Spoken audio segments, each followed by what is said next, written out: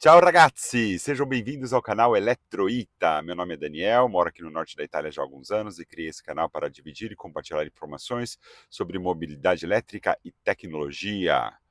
Hoje é dia de viagem elétrico, vamos fazer uma viagem bem tranquila aqui na região da Emília-Romagna, dessa vez sem pegar nenhuma autoestrada, vamos usar somente aquelas estradas de ciclo extra-urbano, tipo strada provinciale e coisas do tipo, tangenziale. É, não vamos pegar nenhuma autoestrada, nenhuma estrada com pedágio. Uma coisa que eu achei interessante bem no outro vídeo aqui, né, que a gente fez sobre a viagem para Sirmione, o custo da viagem mais alto foi o pedágio. Então a ideia desse vídeo é ver o custo da viagem sem pedágio, né, em uma situação de estradas mesmo que não são pedagiadas. Obviamente que dava para fazer essa viagem numa estrada com pedágio, né? E eu ganharia ali um pouquinho de tempo, chegaria um pouquinho mais rápido. Mas eu vi que a diferença não é tanta assim para este percurso, tá? Adicionaria aí em torno de 15 minutos indo pela autoestrada. Então vamos ver. Eu vou registrar aqui, né? Eu zerei já o computador. Na verdade, eu já saí e estamos indo em direção a Bobbio. Não tem nada a ver com Piani di Bobbio, é uma outra cidade, tá? Que a gente fez um outro vídeo já sobre Piani di Bobbio. Aqui é uma cidadezinha, né, um paese na província de Piacenza, né, assim, nos Apeninos emilianos aqui, é fora da província de Parma.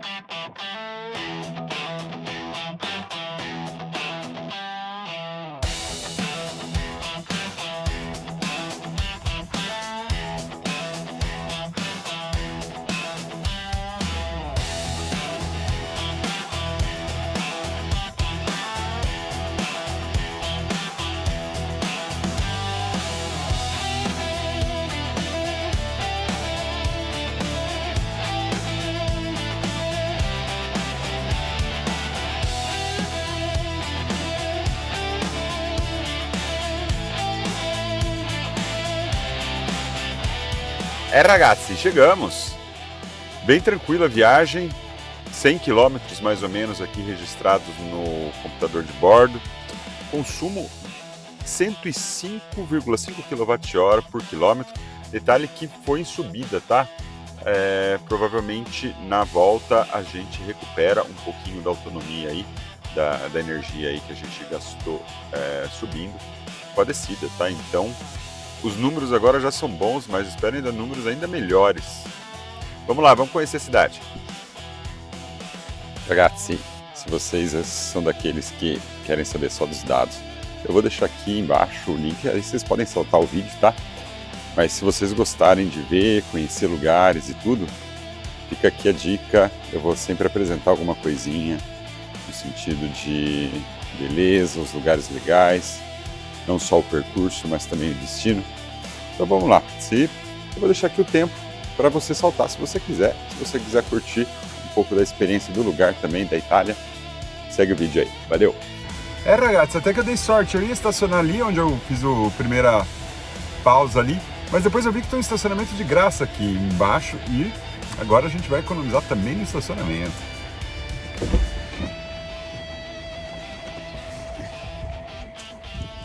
E tem ainda uma parte melhor ainda. O carro tá na sombra.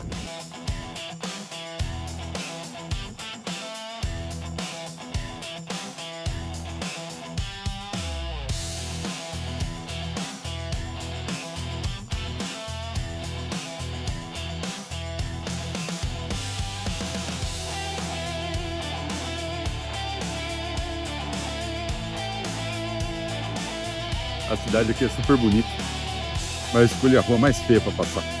Não, eu retiro o que eu disse. Acabei de fazer a curva, olha que isso.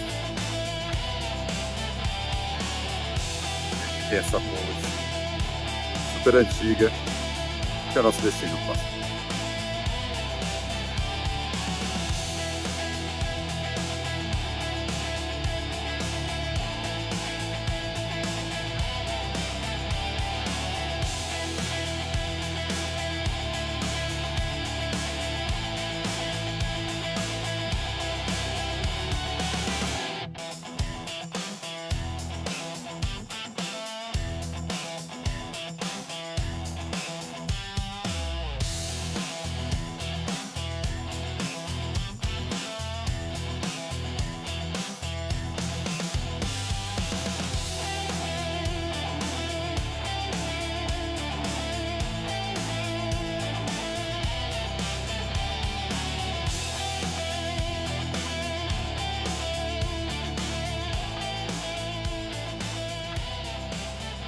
tem as criptas aqui.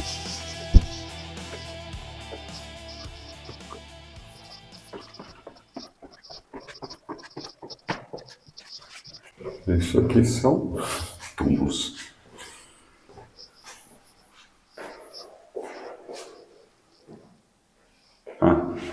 Bispo de Bobbio.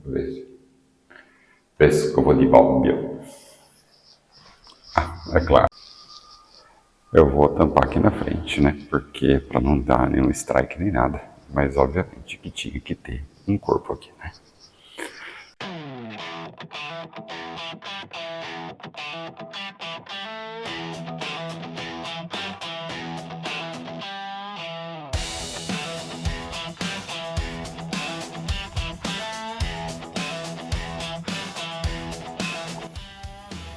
Mais túmulo pra cá.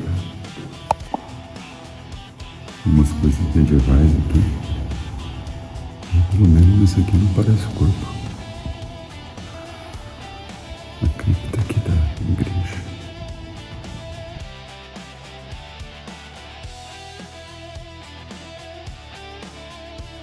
Hoje no almoço eu comi um macarrone alla bobbiese, prato típico daqui, feito com carne de porco, né, de maiale, e muito bom, muito bom.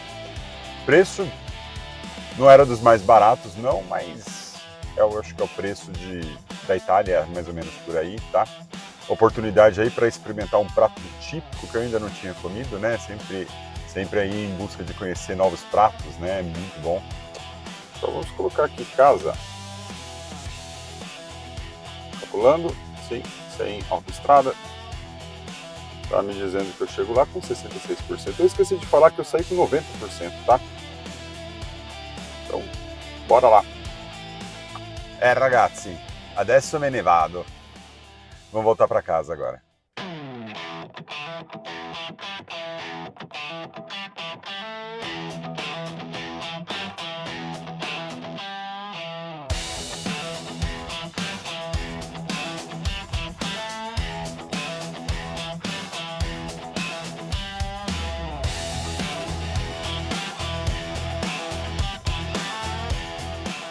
Essa aqui é a estrada da Via Emília.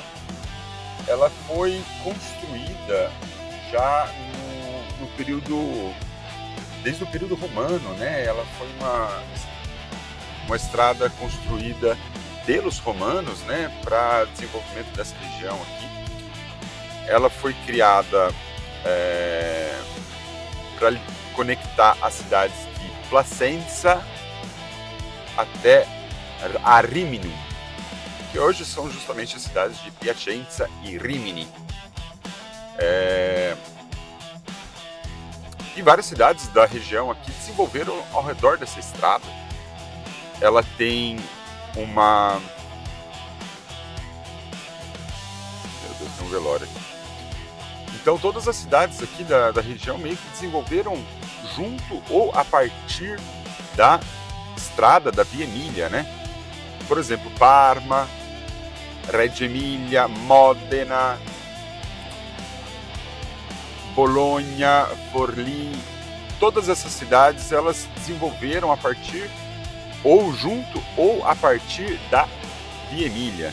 Ela foi muito utilizada ao longo dos séculos aí, né? Hoje é uma estrada relativamente moderna, mas tem, obviamente, não tem nenhum asfalto romano aqui mais, né? Mas ela tem o seu fator histórico que é muito importante, tá? E é muito bonito de ver, né? E a paisagem aqui é muito interessante, né? Primeiro tem aqui a pianura, né? A planície da Emília-Romagna. E depois ao fundo tem os Apeninos, né? E às vezes, se está muito claro, dá para ver até os Alpes do outro lado. Bora lá, galera!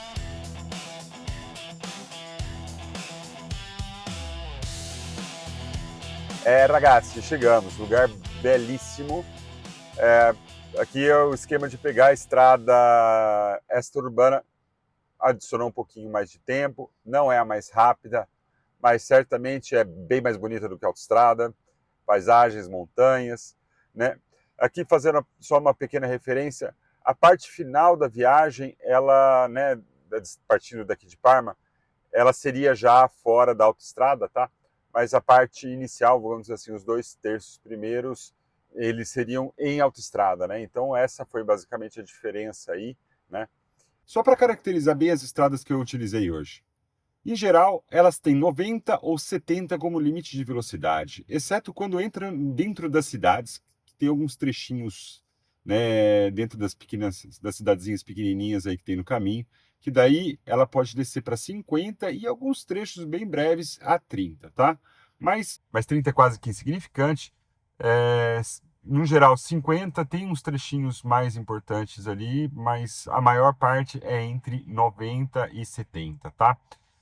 Tinha um pouquinho de tráfego, às vezes ali 90 por hora, mas eu estava atrás de um caminhão que estava a 75, acontece, mas é vida real, né? Então é autonomia real em situações reais, né? E trânsito, tráfego são coisas do mundo real, né?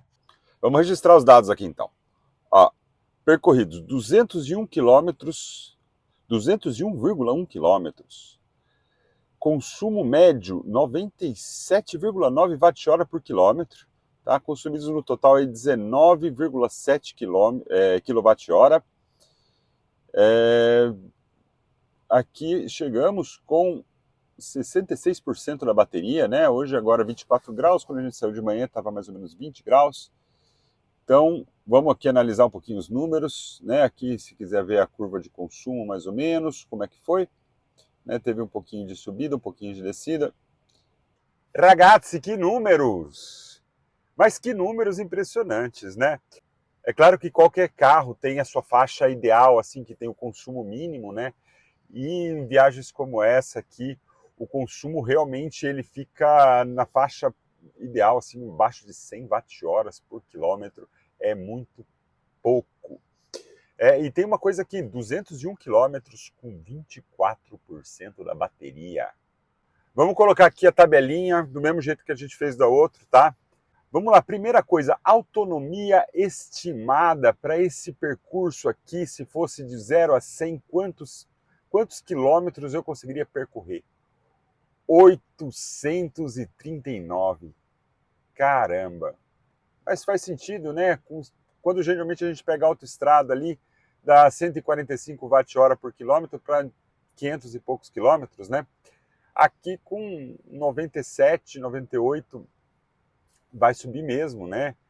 E só fazendo a conta aí, né? A gente usou 19,7 kWh, esse carro tem 82, né, de bateria.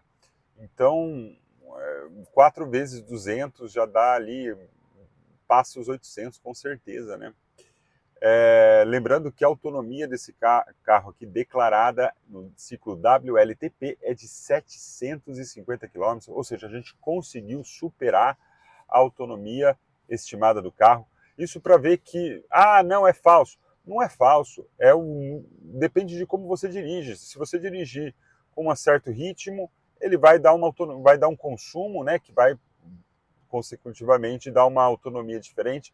Se você dirigir com um pé mais pesado, ele vai dar um consumo maior e, consequentemente, reduzir a autonomia, né?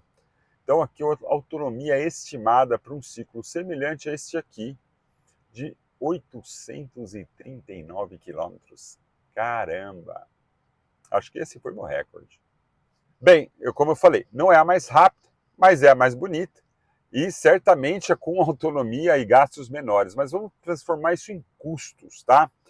19,7 kWh. A gente vai sempre fazer aquele esqueminha de adicionar mais 10% aí para compensação de perdas, dispersões e etc. Utilizando o meu valor aqui doméstico de custo de quilowatt-hora, essa viagem saiu para mim por R$ 5,42. De graça.